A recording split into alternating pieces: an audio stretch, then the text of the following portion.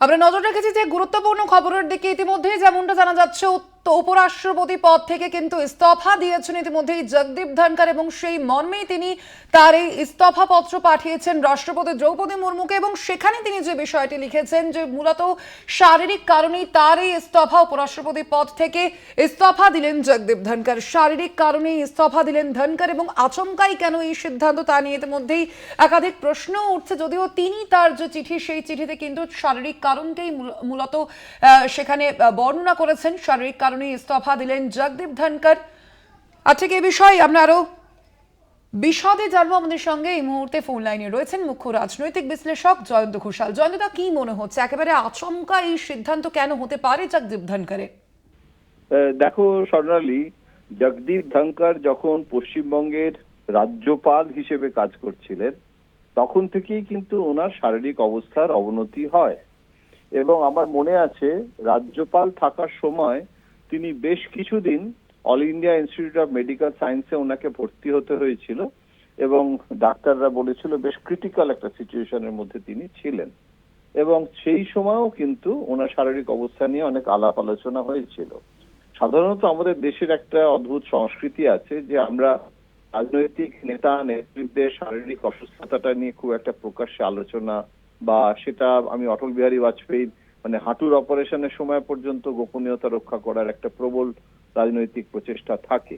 সুতরাং কি হয়েছে, কেন হয়েছে, তার আফটার অল দেশের একটা উপরাষ্ট্রপতি, তিনি এইরকম ভাবে অসুস্থ হচ্ছেন, সুতরাং তার তো একটা নিউজ ভ্যালু, কেন হলো, কি হলো, সেটা জানার আমাদের অধিকার আছে, এবং সেটার মেডিকেল বুলেটিন এবং ইত্যাদিও দেওয়ার উচিত সেদিক থেকে দেখতে গেলে।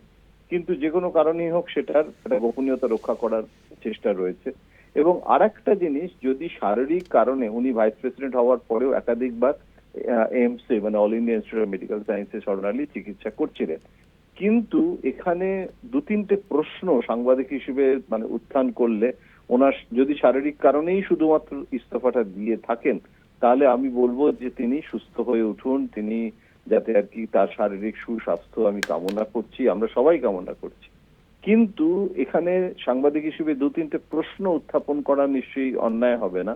প্রথম কথা হচ্ছে যে আজকে সংসদের অধিবেশন শুরু হলো, এবং সেখানে বাদল অধিবেশনের প্রথম দিনে শুরুর, এটা তো উনি 4 দিন আগেও করতে পারতেন, অধিবেশনটা শুরুর কয়েকদিন আগে করতে পারতেন। তাহলে শুরুর দিনে এইরকম ভাবে এইটাকে জনসমক্ষে নিয়ে আসা, এবং আগামী কাল থেকে তাহলে উনি একটা বিদায়ী উপরাষ্ট্রপতি হয়ে গেলেন।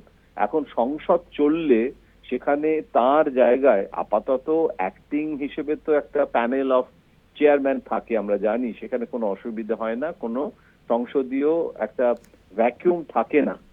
কিন্তু এখানে উনি এই সময় সংসদের অধিবেশনের প্রথম দিনে এই ঘোষণাটা কেন হলো সেটা একটা প্রশ্ন। দ্বিতীয়ত, রাজ্যসভা পরিচালনার ক্ষেত্রে উনি কিন্তু ব্যর্থ হচ্ছিলেন।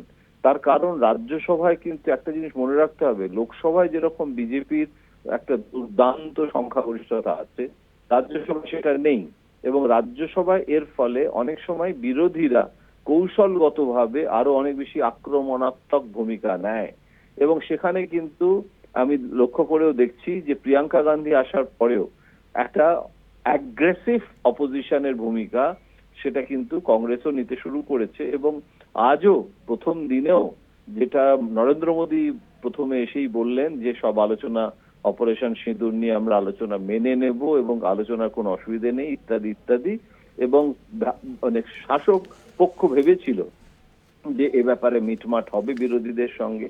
সেখানে কিন্তু কংগ্রেসের পক্ষ থেকে এবং প্রিয়াঙ্কা গান্ধী খুব সরব হলেন, তিনি একটা প্রশ্ন তুললেন, এবং কংগ্রেসের পক্ষ থেকে এবং অন্যান্য বিরোধী নেতারা সকলেই এ প্রশ্ন করলো যে সুযোগ দেয়া হয় না, এবং বিশেষ করে স্পিকার বিরোধীদের তবু যে সুযোগ দেন।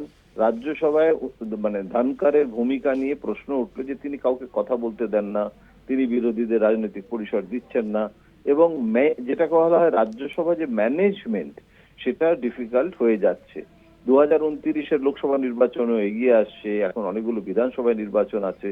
এই পরিস্থিতিতে উনি যদি শারীরিকভাবে অসুস্থতার জন্যও অনেক সময় পরিচালন ক্ষমতাটাতে তার প্রভাব পড়ে।